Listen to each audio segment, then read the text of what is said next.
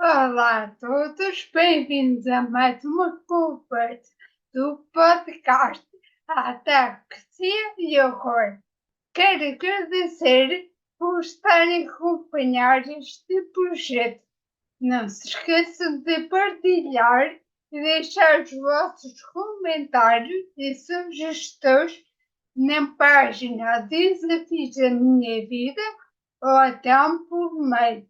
Susana, com desafios minha vida, tudo@gmail.com. Quero também relembrar que já temos um canal de YouTube, por isso passem por lá, sigam, comentam e deixem as vossas sugestões. Como já deve saber, eu sou a Susana. E hoje temos como convidada uma sócia da Associação Portuguesa da Síndrome de X frágil. Temos a Catarina Parada, que também, como a síndrome, o tremor, a ataxia, e vai partilhar um pouco da sua história. Desde já quero agradecer a Catarina por ter aceitado o convite e estar aqui hoje a falar um pouco da sua história, de como surgiu o sintoma tremor ataxia. Catarina, quem é Catarina? Olá, muito boa tarde, Susana. Obrigada, antes de mais, pelo convite. Meu nome é Catarina e para lhe responder, estou aqui para tentar ajudar todas as pessoas que estejam na minha situação, ou tenham filhos também na minha situação, e vou partilhar a minha experiência. Ahm, Perguntava-me como é que apareceram os sintomas, ou como é que eu consegui Sim, perceber aquilo que tinha. podemos começar por aí. Como é que começou, ou como é que soube o diagnóstico do Uhum, síndrome de uhum, tremor ataxia? uhum. Ok. Olha, antes de mais, também para lhe responder à questão, eu tenho 44 anos, sou mãe de duas filhas, e aquilo que aconteceu, quando me foi diagnosticada a pré-mutação, porque eu de facto eu não tenho o síndrome, eu tenho a pré-mutação, do X frágil, portanto eu sou portadora, foi descoberto esta pré-mutação quando eu iniciei o processo de querer ter filhos. Eu fui para uma clínica de fertilidade que ajudam pessoas que têm problemas de fertilidade. Eu estive 1 ou 2 anos a tentar ter filhos, de facto não aconteceu. E sempre fui uma pessoa muito saudável, na minha família também, tenho dois irmãos, portanto nunca, nunca tinha percebido na minha família ou histórias, enfim, mais próximas de problemas em engravidar, e portanto eu fiz logo esse caminho de tentar perceber o que é que se estava a passar. Eu passei ainda por duas clínicas antes de chegar à clínica onde tive de facto sucesso.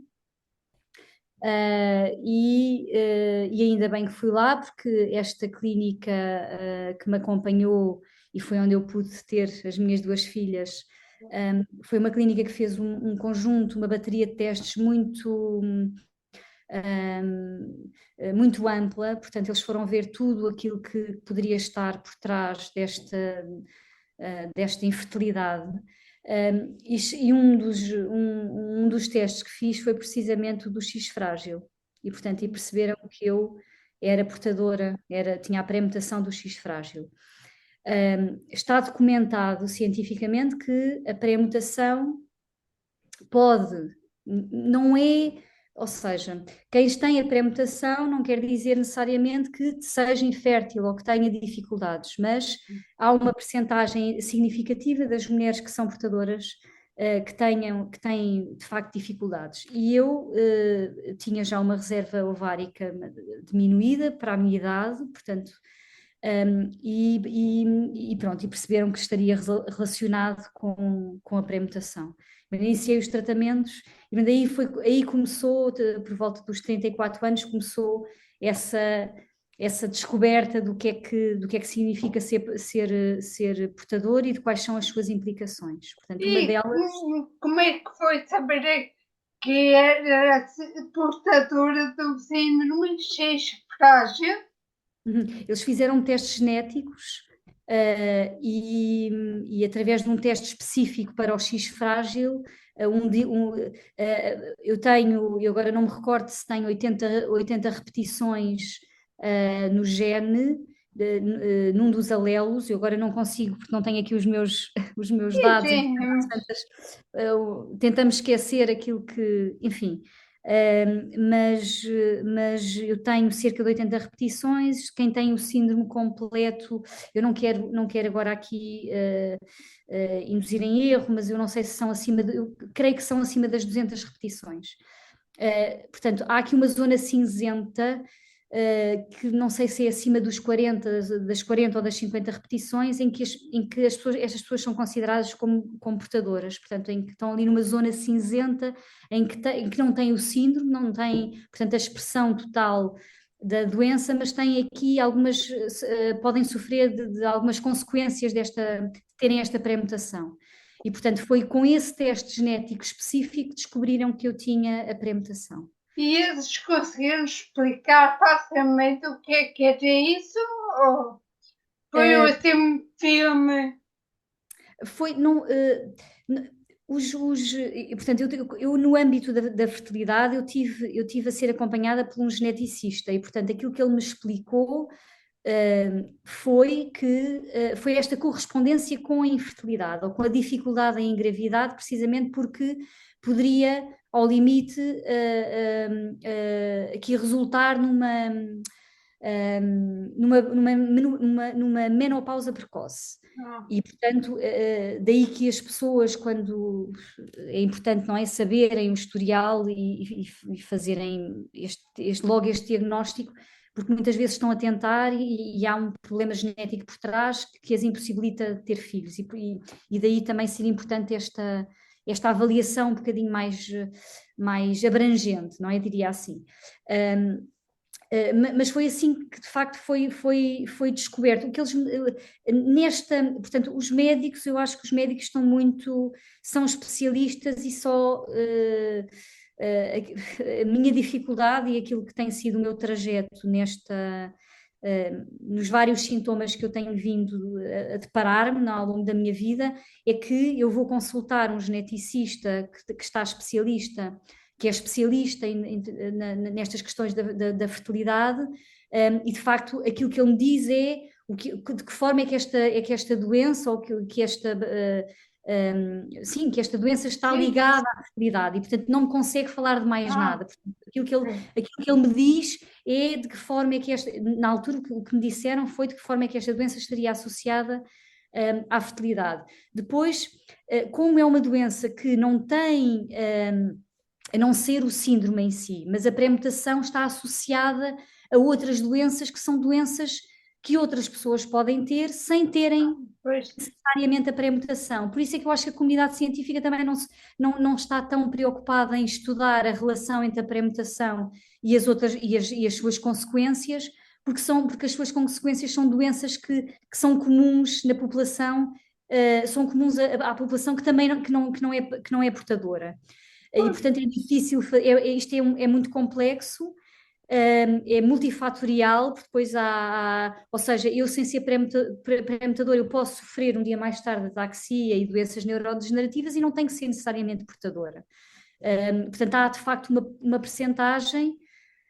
Portanto, eu estou aqui num grupo de risco em que essas doenças podem ocorrer em maior percentagem portanto, quando eu tiver uma idade mais avançada. Portanto, há aqui uma predisposição maior para isso sim. acontecer. Mas são doenças que podem acontecer a outras pessoas que, não é? Já sabemos que não têm, que não são portadoras. Daí que Sim, quando eu falei com a Maria da associação, ela explicou como é que diagnósticos estão diferentes, como o autismo, pois é difícil do diagnóstico, sem correto? dúvida, sem dúvida. É muito complexo o diagnóstico e depois percebemos. às vezes os médicos depois também não querem ir à procura da causa, o que está por trás, querem só tratar a doença em si. E aquilo a dificuldade que eu tenho tido é, portanto, eu vou com uma manifestação, portanto, um sintoma, eles não se preocupam com o que é que está por trás do sintoma, preocupam só em tratar o sintoma. E, portanto, isto torna aqui muito difícil eu juntar uma série de especialidades para me darem uma resposta única. Eu acho que isso é uma grande dificuldade. Portanto, Isso também é onde, isso que ainda há um desconhecimento completo da doença, sem porque dúvida, há sem temas dúvida. dúvidas, mas depois não há não sei se há muitos estudos, mas deve também haver essa dificuldade e daí também não ter acesso a toda a informação.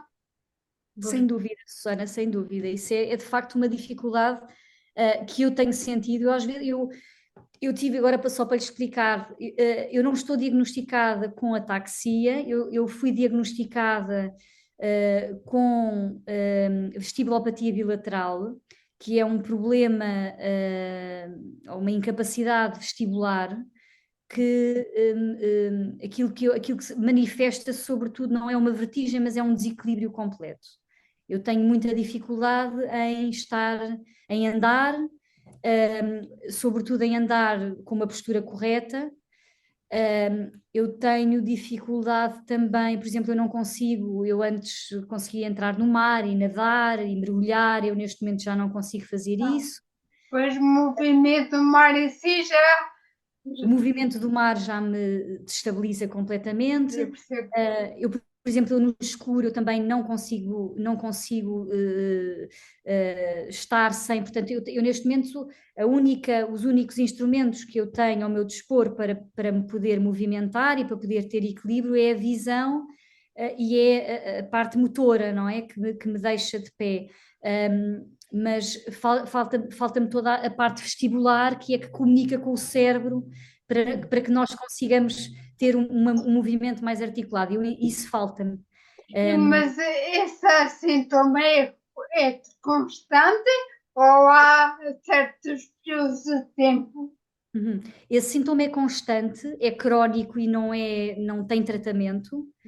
Um, uh, eu também tenho manifestações de ataxia, mas isto é tudo muito complexo, não é? Todas estas questões que são neurológicas, depois também têm que ver com a parte do otorrino.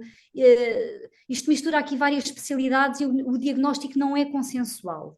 Apesar de eu ter, portanto, eu quando fui, só para lhe dar aqui um contexto, eu tive isto aconteceu-me de repente, eu caí e de repente, a partir daí, eu deixei de conseguir andar de uma forma equilibrada. Ah, Isto isto aconteceu há 10 anos, e depois eu fui fazer exames num otorrinolaringologista e os exames foram tão maus, tão maus, tão maus, que se pensava que eu já estaria num grau muito avançado de uma doença de esclerose múltipla. Depois, entretanto, desculpe, como já falei da Associação da Sociedade Portuguesa de Esclerose Múltipla, e ele diz que quando é uma doença desconhecida, é logo esclerose múltipla. sim. Eu lá explicações. Pronto, eu senti muito isso, é como não há explicação, portanto eu estava era tudo muito, os meus resultados eram tão maus que tinha que ser, e eles enquadraram logo aqui num quadro de esclerose múltipla.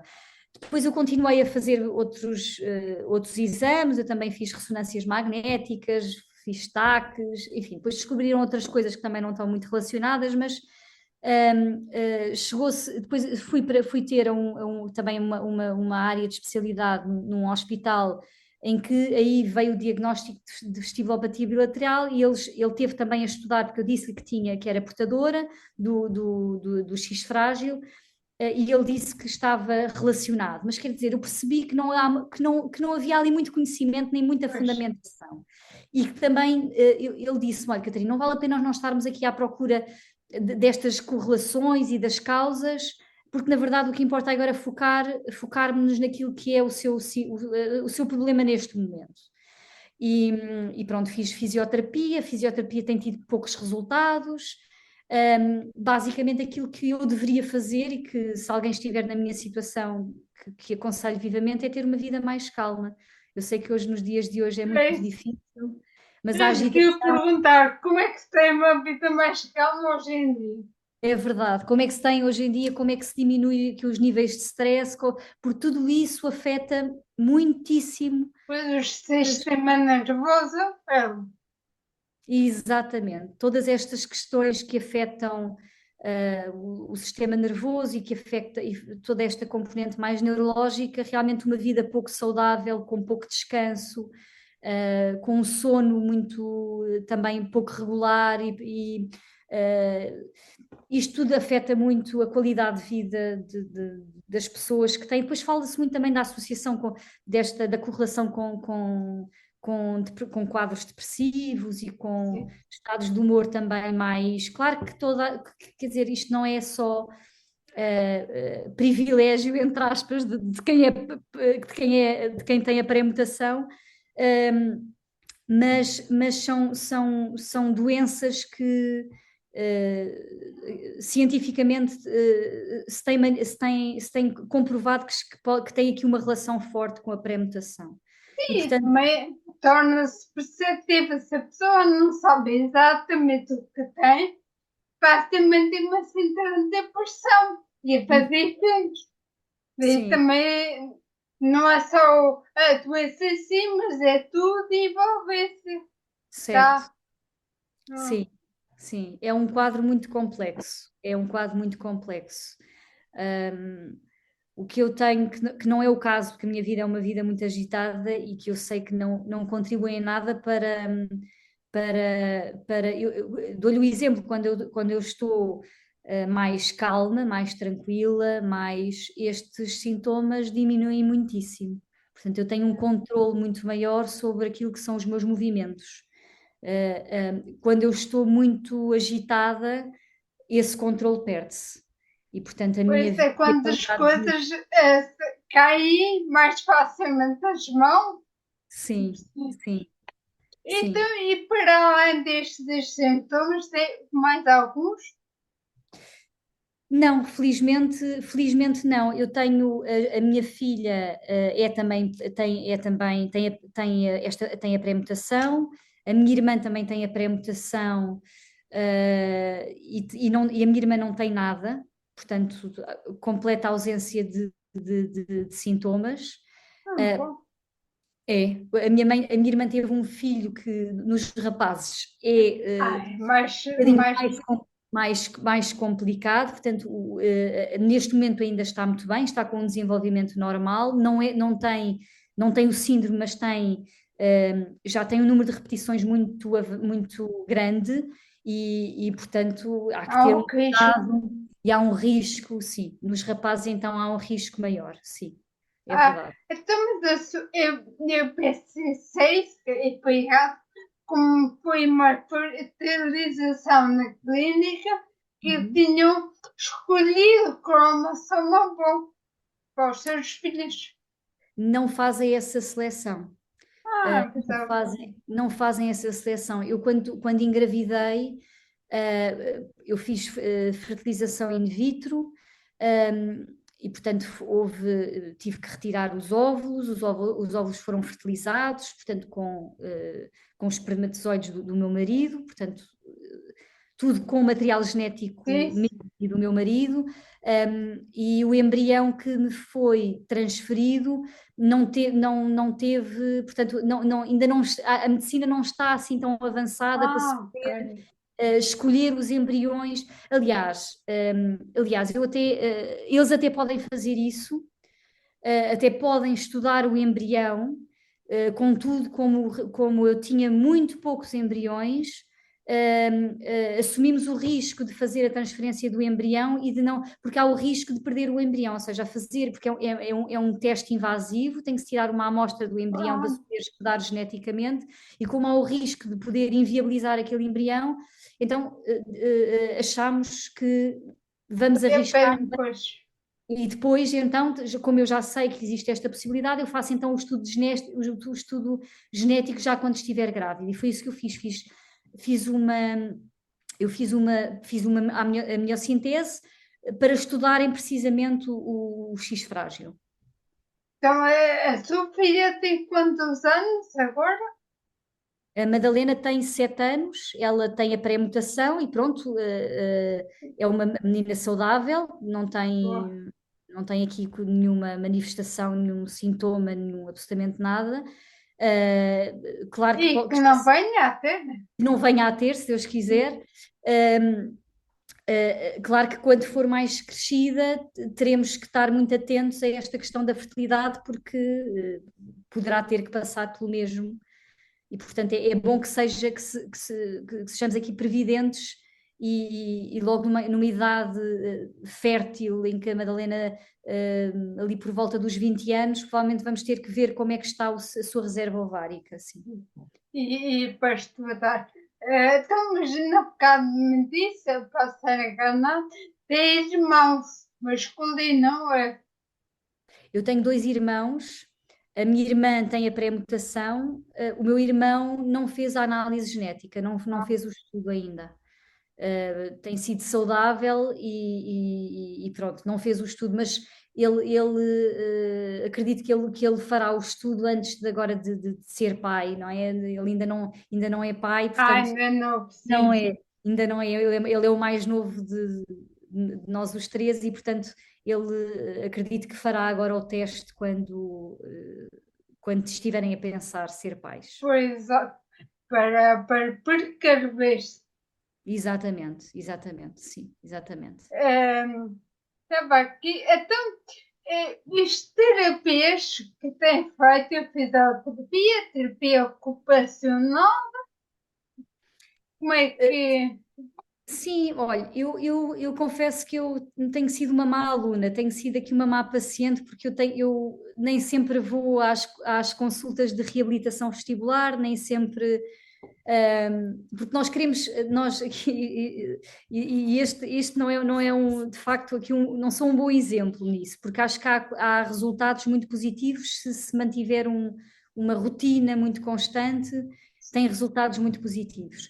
Mas de facto, como nós com esta vida agitada, queremos logo resultados muito rápidos e eles não aparecem rapidamente. Depois, também com a vida que temos familiar e os compromissos que temos, eu nem sempre sou assídua a estas consultas de reabilitação. Mas eu acho que se deve ter este cuidado de manter a assiduidade e de manter aqui os tratamentos até ao fim, de facto. Mas não tem sido essa a minha experiência. Mas também é verdade, tendo uma vida ativa, já por si só já está a fazer uma terapia ocupacional, Sem está-se a dúvida, provocar estímulos externos, já sem está. dúvida. Eu já estou, exatamente. Sabe que aquilo que os médicos me dizem é que o pior é a pessoa com vergonha e com isolar-se. Porque nós, claro que quem estiver muito atento vê que se passa alguma coisa com a minha marcha, não é? Com a forma como eu me movimento e isto pode causar algum embaraço. Podemos ficar um bocadinho, não é? Cumprir patas, né? Sim. E portanto, e quem olha, pronto, mas se nós nos esquecermos dos outros e seguirmos em frente, estamos a fazer muito bem a nós próprias, porque estamos a educar-nos e estamos a treinar para que consigamos ganhar esta capacidade e de não prejudicarmos ainda mais aquilo que já temos, não é? Sim. Por isso, sim, eu agora que se me disser, se me puserem num centro comercial, se eu tiver que ir a um shopping ou um supermercado com muitas pessoas, ou se eu tiver que estar num sítio com muita gente, é muito difícil para mim, é muito cansativo. Um, mas, mas volta e meia tem que estar nessas circunstâncias, claro. De acordo, estava aqui a pensar, como tendo os filhos pequenos, elas gostam, ir aos parques a brincar, aquilo deve fazer uma confusão. É cores, é movimento, é barulho. Sim, faz, mas não podemos deixar de ir. E Claro.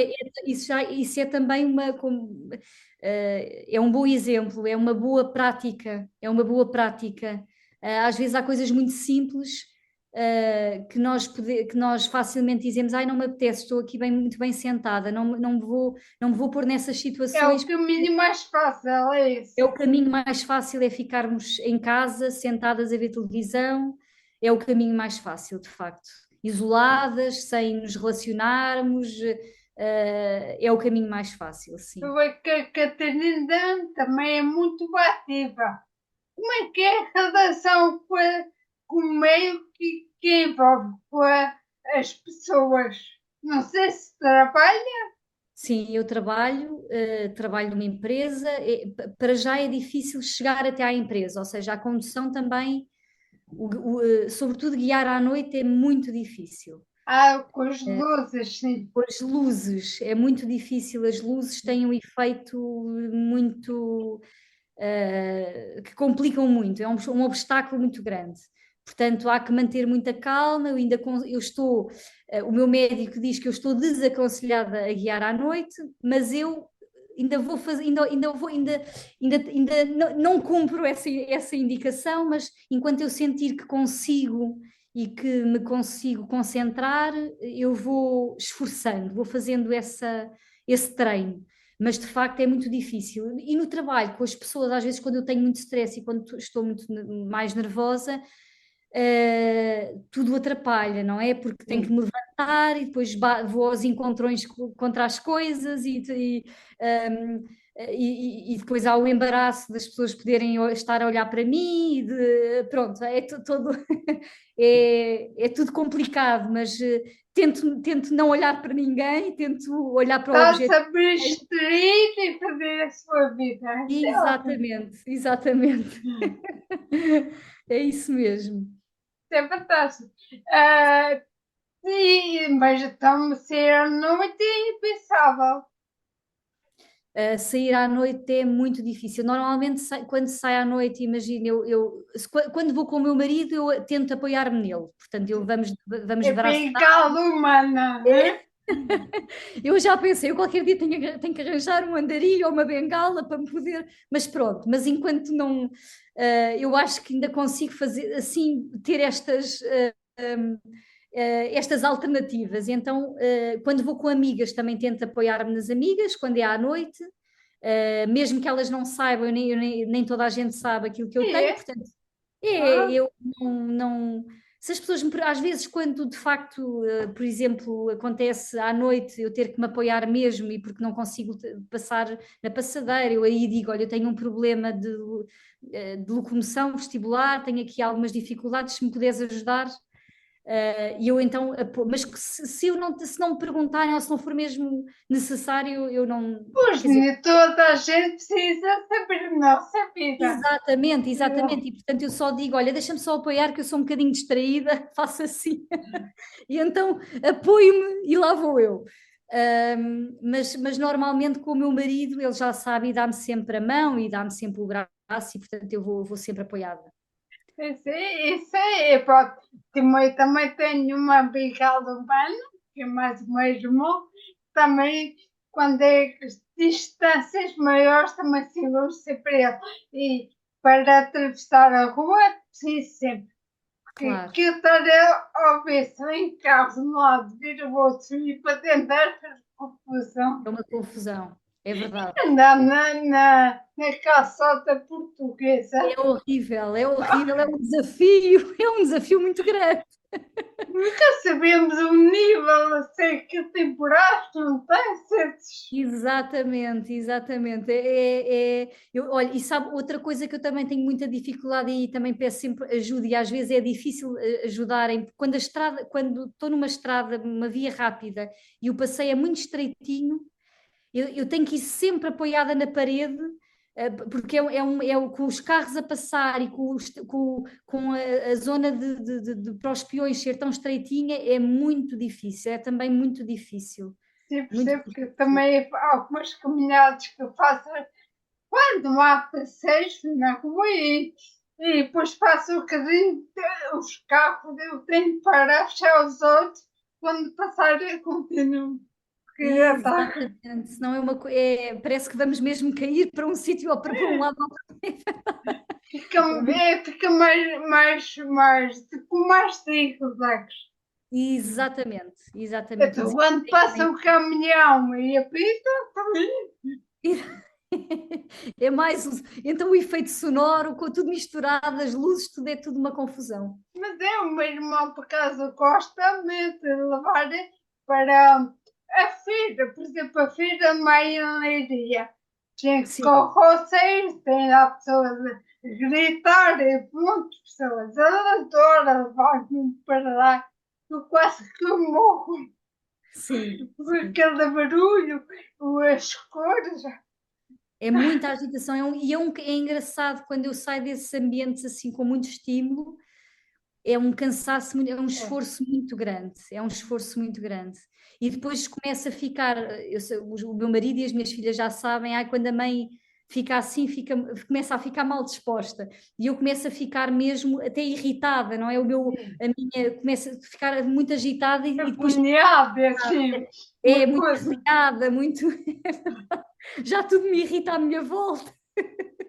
Só quero é sair dali. É mesmo verdade, sim. E depois precisa de descanso, ficar sozinha para recuperar. Como é que é essa recuperação?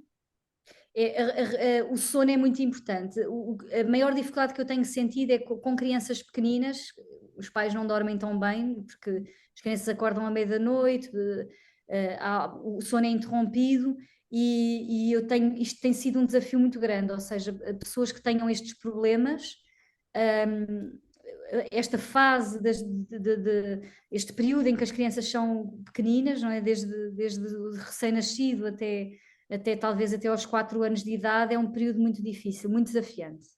É muito desafiante porque não se consegue recuperar aquilo que foi a agitação do dia e o esforço, porque tenho mais, o esforço que eu tenho é muito, eu não sei quantas vezes maior que uma pessoa normal, enfim, com as suas plenas capacidades tem, não é? Sim, Naturalmente. Portanto, eu as coisas cansam mais rápido. tudo cansa mais rápido e, portanto, o sono é fundamental. E se o sono é interrompido e não é um sono de qualidade,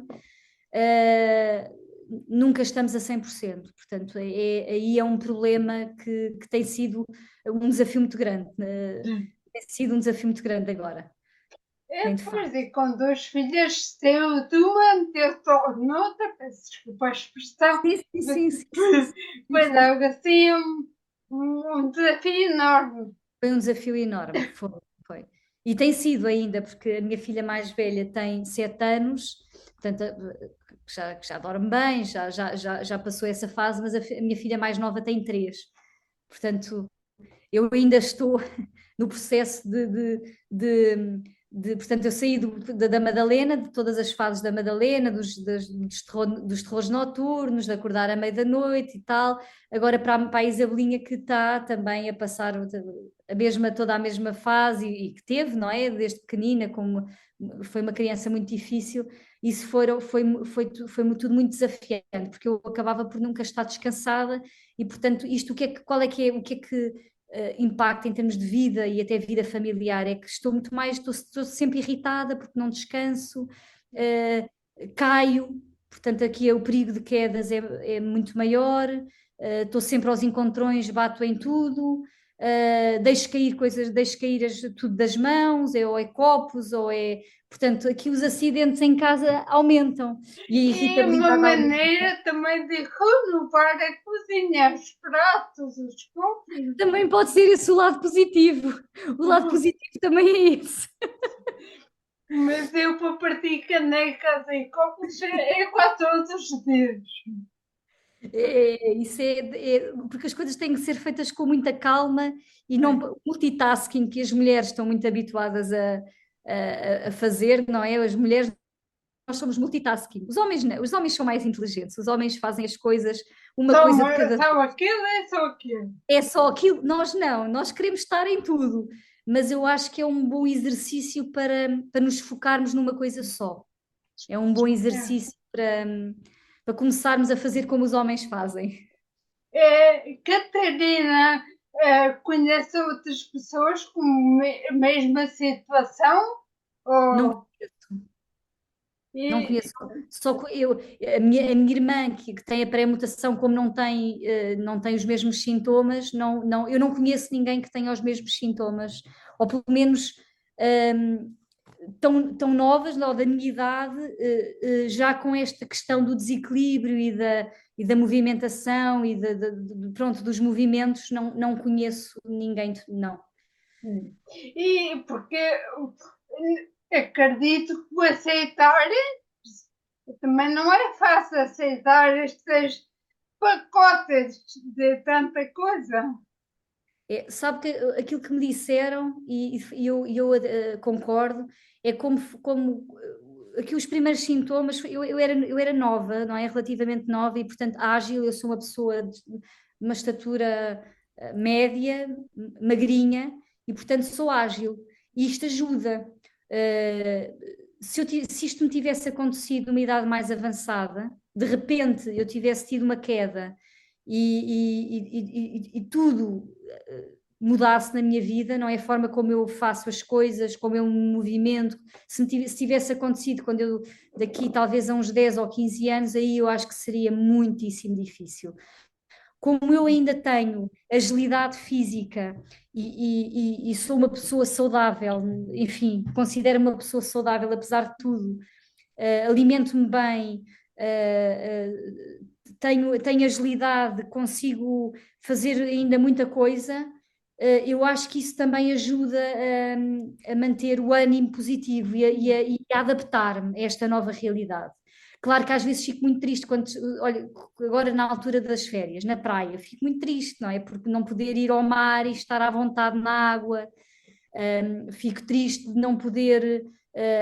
Os meus amigos que vão para a neve, por exemplo, eu já estive na neve, não é? Eu já não posso fazer nada, já não consigo equilibrar-me, já não. Portanto, há aqui coisas, sobretudo em termos de desporto, que eu já não posso fazer. Pois exato, existe os bons e diz menos bons, como em todas as vezes. Desculpa. Não faz mal. Está a Mas ser é uma adaptação, sabe? Isto é tudo olha, agora não vou para o mar, está bem, vou fazer piscina, ou vou só para o mar, mas se estiver muito calminho e molho-me e consigo nadar, mas agora com ondas já não consigo. Na areia também é muito difícil andar na areia, não é? Também isso já é outra dificuldade. Tá. Mas pronto, tento equilibrar-me, depois às vezes quando sei que vou cair, tenho estratégias para disfarçar. É umas coisas que a gente vai aprendendo que também com o tempo. É verdade, é verdade, é verdade. E como é que as suas filhas com isso? Ou não sabem que a mãe tem estes sintomas? Elas não sabem o que é, mas elas sabem que a mãe, sobretudo quando eu estou mais sob stress ou mais agitada, sabem que as coisas se complicam. E aí já começam a dizer: pronto, a mãe já está agitada, já tudo vai começar a correr mal. Mãe, calma, calma, calma. E Já então quer elas ajudar? sim, já querem ajudar quando sabem que eu começo a ficar muito agitada, já me querem ajudar, sim. Como eu também não quero ocupar muito o seu tempo e já estamos quase a terminar. Quero Sim. deixar assim um recado, uma dica ou uma frase que abrange toda esta nossa conversa. Eu acho que o conselho que eu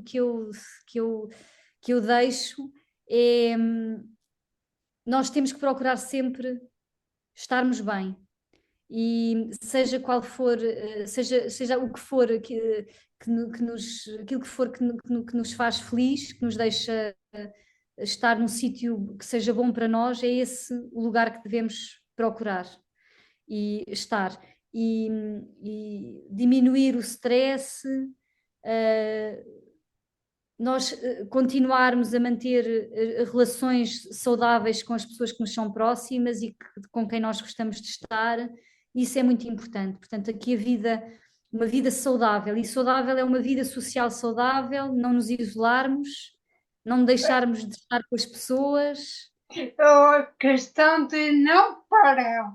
não parar, não parar. Exatamente, é isso mesmo. E assim, então terminamos esta conversa. Muito obrigada pela sua disponibilidade e estar aqui a partilhar um bocadinho a sua história e assim também dar a conhecer também que temos outros tipos de ataque. Muito obrigada e Obrigada, até a próxima. muito obrigada, Susana. O prazer foi todo meu. Muito obrigada. E assim foi mais uma conversa do podcast, onde tivemos a Catarina Barata a falar um pouco do seu síndrome da ataxia associado ao X-Fag em pré-mutação. Espero que tenham gostado desta partilha e de saber um pouco mais sobre a existência de outros tipos de ataxia sem ser a doença hereditária. Até a próxima. Fiquem bem. Somos poucos, mas juntos somos muito mais fortes.